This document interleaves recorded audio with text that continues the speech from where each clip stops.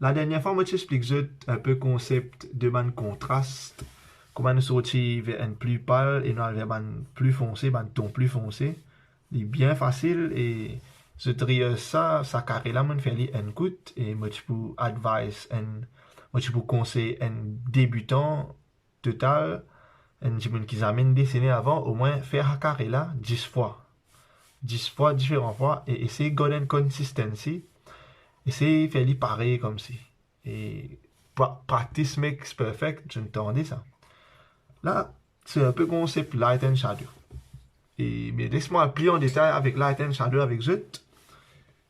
C'est que j'ai besoin de connaître, c'est quand la lumière là vient, the source of light, et quand ça sur l'ombrage vous avez n'importe quel objet. Disons, on prend un sphère, dis pas un cercle. Hein? Un cercle, c'est en 2 dimensions. Une sphère, c'est 3 dimensions. Je vous ai une dimension aussi un peu. Il n'est pas compliqué comme une des autres. C'est un mot là qui pas paraître compliqué, mais c'est juste une affaire qui est logique. Allez, ça, la différence entre un cercle avec une sphère.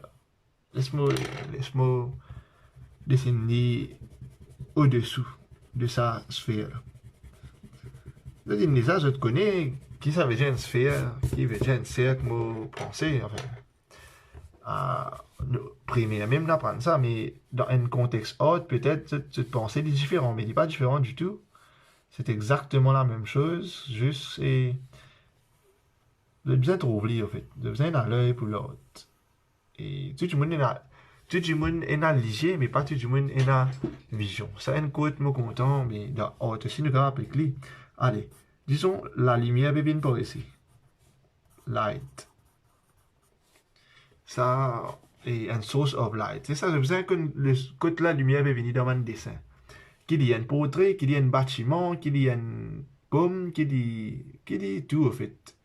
C'est ça qui peut créer contraste et c'est ça qui peut faire différencier un bon dessin avec un excellent dessin, avec un dessin de maître. Et c'est mon principe qui est maîtrisé en fait. Et plus je maîtrise le principe, plus je peux avancer dans l'autre. La lumière peut venir ici. Logiquement, il peut plus bright ici. Il peut plus bright, il peut plus briller ici, ça veut dire. Et graduellement, il peut venir un peu plus foncé. Il peut venir plus foncé, plus foncé, plus foncé. Jusqu'à là, on a même l'ombre. Ah, c'est une boule de football, c'est ça, mais nous commençons une sphère.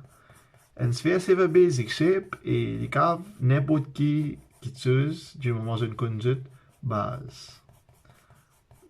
Là, une technique shading, il y a différentes techniques pour shade, en fait.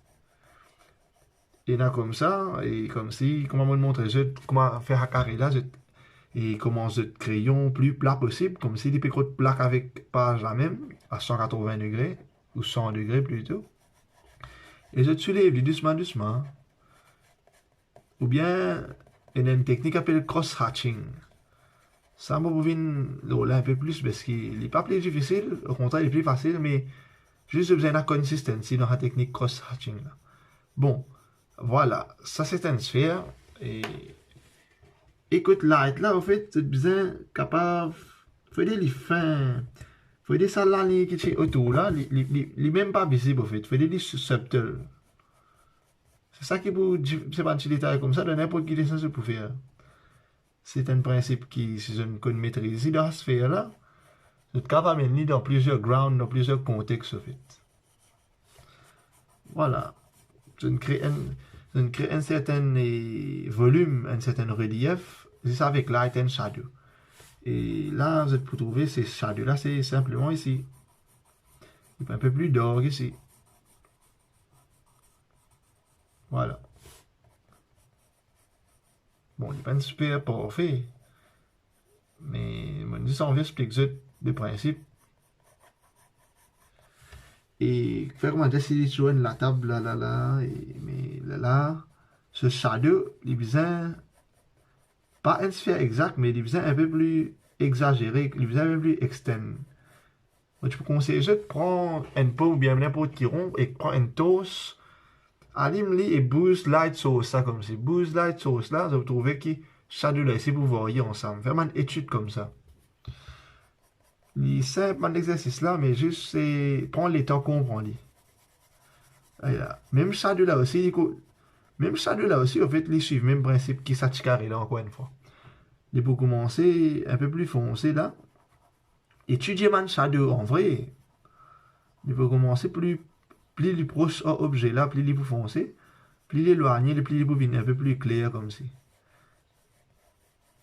Mais tout dépend qui surface pomme là, enfin, ça c'est une sphère comme si, il n'est pas pour trop. Enfin, il n'est pas dans le contexte, mais si je te mettais dans le contexte, j'aurais une pomme, il y a une boule de football, la plaine, l'auban surface qui était, ça de là se forme même pour changer en fait. Mais ça, il y a un peu plus technique en fait. Et voilà, ça c'est un cercle. Est-ce qu'il a vous êtes capable de différencier un cercle avec une sphère? Et quand je dis une capable de différenciation là, mais je n'apprends beaucoup déjà qui se dans haute.